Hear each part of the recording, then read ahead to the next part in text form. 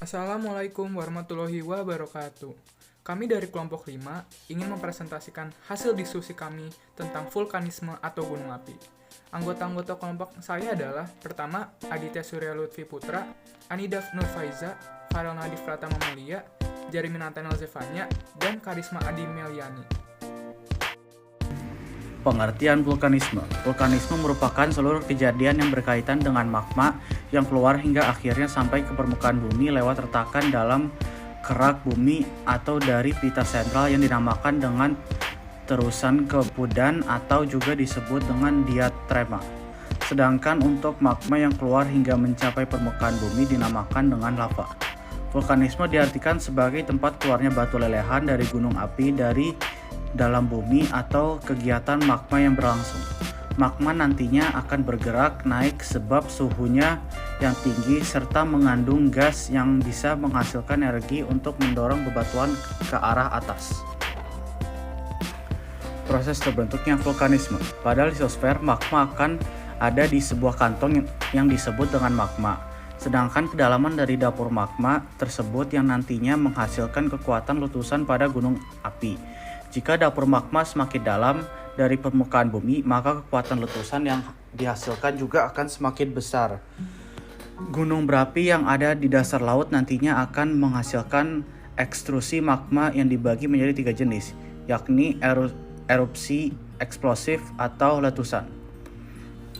Erupsi eksplosif atau letusan terjadi pada saat letak dapur magma cukup dalam serta volume gas yang besar dengan magma yang bersifat asam. Material yang nantinya dikeluarkan merupakan piroklastik, mengandung S1O2 tinggi seperti lapili, bongkah, pasir, bom, debu, abu, dan juga pasir dengan bentuk volkan berbentuk sharp cone. Erupsi efusif atau lelehan. Ini bisa terjadi sebab letakan dari dapur magma yang dangkal. Volume gasnya kecil dengan magma bersifat basah.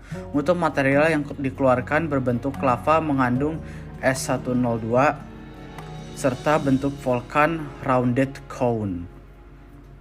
Erupsi campuran. Ini terjadi akibat letak variasi dapur magma, volume gas, serta sifat magma yang intermedier namun umumnya cenderung basah dengan bentuk volkan strato. Gejala vulkanisme. Magma yang merupakan massa silika cair pijar selalu melakukan gerakan ke semua arah dari mulai vertikal atau horizontal yang bergerak di permukaan bumi atau di dalam bumi. Bagian bumi sebagai tempat magma keluar dinamakan dengan gunung berapi. Sementara pergerakan magma yang bisa mengangkat bebatuan akan cembung ke atas serta mengikis ruangan dengan beberapa gejala sebagai berikut. 1. Intruksi magma.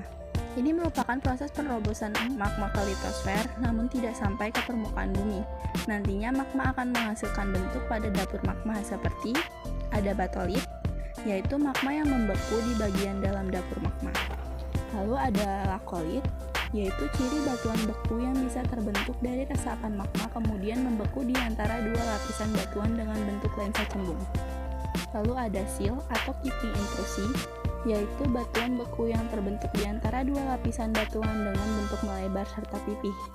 Lalu ada gang, yaitu magma yang memotong lapisan batuan dengan arah tegak atau miring berbentuk melebar serta pipih.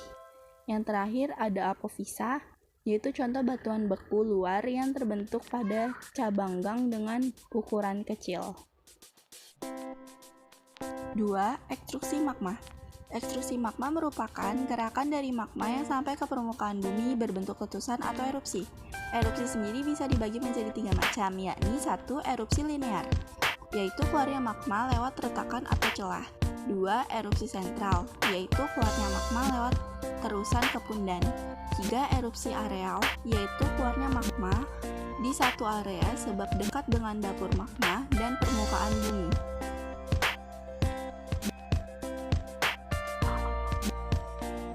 Macam-macam vulkanisme. Tipe Hawaii. Jenis vulkanisme ini memiliki ciri menghasilkan larva yang cair serta tipis yang dalam perkembangannya akan membentuk gunung api perisai. Jenis vulkanisme ini bisa terjadi di gunung api perisai Hawaii seperti Kilauea serta Mauna Loa. Contohnya dari vulkanisme tipe Hawaii yang ada di Indonesia adalah terbentuknya plato lava pada kawasan Dieng, Jawa Tengah. 2. Tipe Stromboli. Untuk tipe ini memiliki kekhasan tersendiri, yakni magma yang cair dan pada permukaannya biasanya terjadi letusan pendek yang diikuti dengan ledakan. Sedangkan bahan yang dikeluarkan dibentuk bom abu, lapilli serta setengah mendatar ke lava. Contoh dari letusan tipe vulkanisme ini di Indonesia adalah Gunung Raung di Jawa yang menyemburkan lava jenis baratik. Akan tetapi ada erupsi-erupsi pendek bersifat eksplosif yang menyemburkan batuan piroklastik, lapilli serta bom. 3. Tipe vulkano. Ini adalah jenis vulkanisme yang khas, yakni terjadi pembentukan awan debu berbentuk seperti bunga kol. Ini terjadi akibat gas yang ditembakkan ke atas meluas sampai jauh di atas kawah. Jenis vulkanisme ini memiliki tekanan gas yang sedang serta lava tidak terlalu cair. Selain itu, tipe vulkanisme ini nantinya juga akan mengeluarkan awan debu serta juga menghasilkan lava. Dari kekuatan letusan, jenis ini dibedakan menjadi tipe vulkanisme yang kuat seperti Gunung Vesuvius serta Gunung Etna, serta tipe vulkano lemah seperti Gunung Bromo serta Gunung Raung. 4. Tipe Merapi.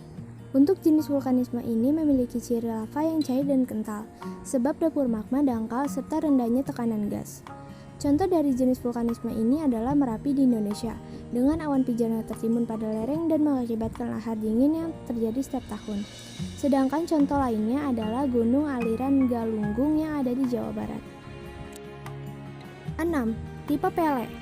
Jenis vulkanisme ini akan menyembur lava yang kental serta mengurasnya pada bagian leher, kemudian menahan lalu lintas dari uap dan juga gas.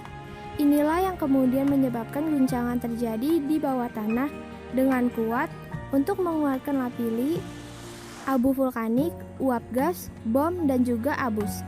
Contoh dari jenis ini juga ada di Indonesia, yakni Gunung Kelut yang ada di Jawa Timur. Tipe Peret atau tipe Plinian. Letusan dari gunung berapi tipe Peret ini akan mengeluarkan lava cair serta tekanan gas yang tinggi. Terkadang, lubang kepundan akan tersumbat yang mengakibatkan gas serta uap berkumpul pada tubuh bumi dan akhirnya sering terjadi getaran sebelum letusan terjadi. Sesudah meletus, material seperti lapilli, abu, serta bom akan terlempar dengan kuat ke atas. Contoh dari tipe Peret yang ada di Indonesia adalah Gunung Krakatau, yang sudah meletus dengan hebat di tahun 1873 yang kemudian hilang dari permukaan laut, kemudian menghasilkan semburan abu vulkanik setinggi 5 km. Dampak menguntungkan dari vulkanisme.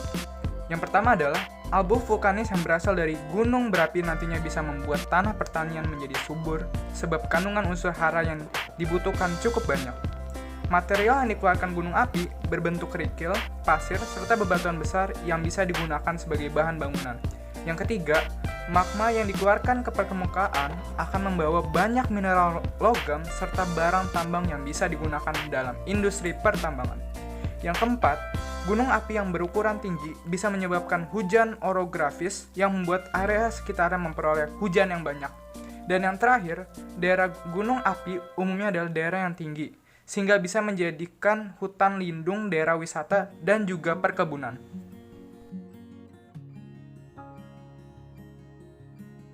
Apa saja dampak merugikan dari vulkanisme? Yang pertama adalah, vulkanisme bisa mengeluarkan lava pijar yang bisa sangat berbahaya. Yang kedua, bisa mengeluarkan gas yang sangat panas.